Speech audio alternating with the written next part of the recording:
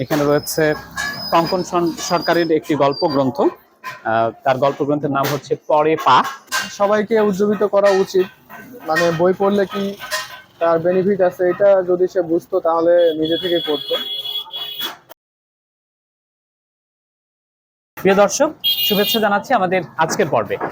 আজ আমরা যার সাথে কথা বলবো তার নাম হচ্ছে হৃদয় বাবু।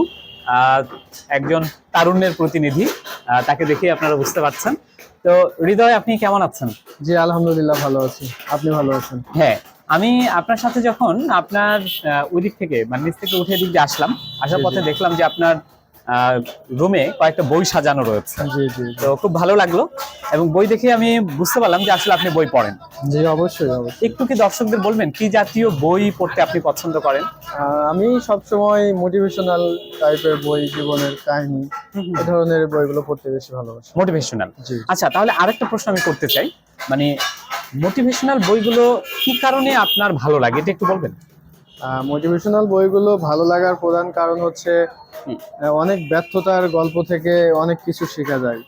আবার অনেকে অনেক ব্যর্থ হওয়ার পরেও জীবনে অনেক সাকসেসফুল হয়েছে, এই জিনিসগুলো জানা যায়। মানে কিভাবে ঘুরে দাঁড়ালেন? হ্যাঁ, কিভাবে ঘুরে দাঁড়ালাম, কিভাবে আবার সফল জীবনটাকে হলাম। নতুন করে সফলতা অর্জন করতে পারি, এই বিষয়গুলো মোটিভেশনাল বইয়ে থাকে। এটা আমার খুব ভালো লাগে। এটা আপনাকে উজ্জীবিত করে, জি, ভালো জি, লাগে। অবশ্যই। খুব সুন্দর বলেছেন।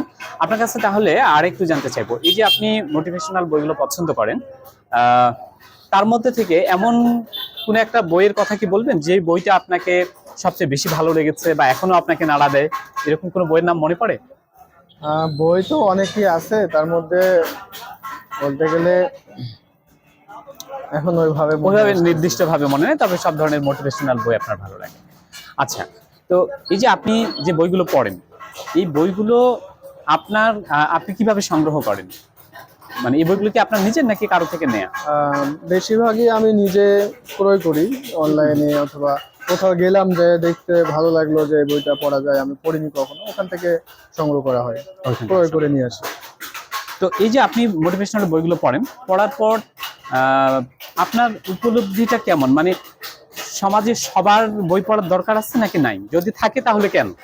হ্যাঁ, এই অবস্থাতে এখনকার সমাজটা যে জায়গায় চলে গেছে, সবাই মোবাইল নিয়ে মানে একটা মোবাইল ফোনের উপর আসক্ত হয়ে গেছে। এই সময়টাতে অনেকে আর বই পড়তে চায় না।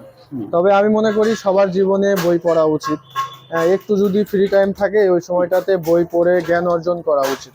নিজের বাস্তব জীবনটাকে পরিচালনা করার জন্য বই পড়ার কোনো বিকল্প নেই। খুব সুন্দর কথা আপনি বলেছেন।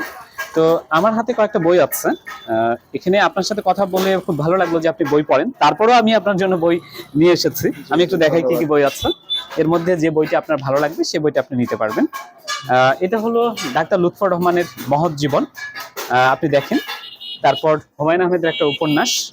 তারপর এখানে রয়েছে কঙ্কন সরকারের একটি গল্প গ্রন্থ। তার গল্প গ্রন্থের নাম হচ্ছে পরে পা। তারপর আছে শামসুর রহমানের প্রেমের কবিতা। আমার হাতে আছে বাংলা একাডেমির প্রমিত বাংলা বানানের নিয়ম। এটা যদিও বা ধরেন আমাদের কিভাবে আমরা আমাদের বাংলা লেখার চর্চা করবো এবং শুদ্ধভাবে লিখতে পারবো, এটা একটা গল্পের বই। এই কয়েকটা বই আজকে আমার কাছে এখন ছিল। এর মধ্যে যে বইটা আপনার ভালো লাগবে সেই বইটা আপনি নিয়ে বাকি বইগুলো আমি ফেরত নিব।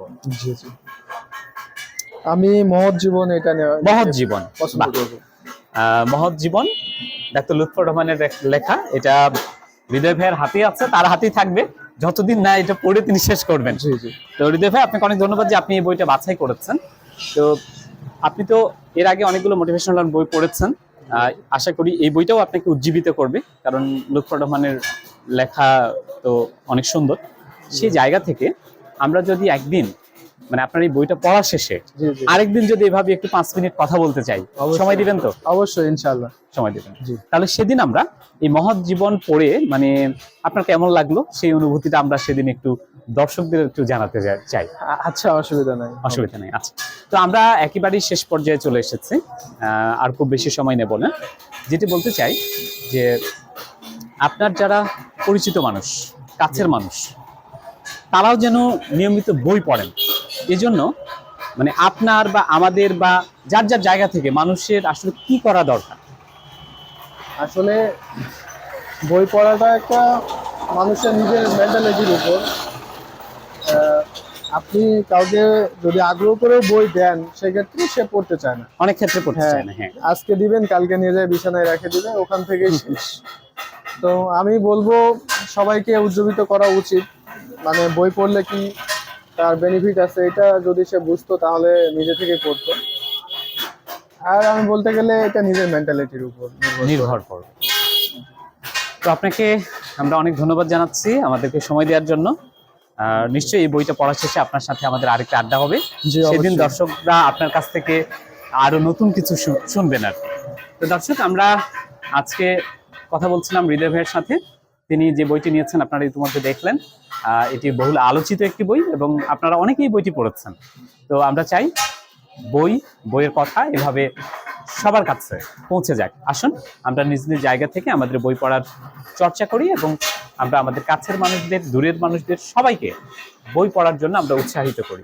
এই শুভ প্রত্যাশা রেখে আমরা আজকের ভিডিও এখানেই আমরা শেষ করছি। কথা হবে, দেখা হবে আগামী কোনো ভিডিওতে। সে পর্যন্ত সবাই ভালো থাকি, বইয়ের সাথে থাকি। আল্লাহ হাফিজ।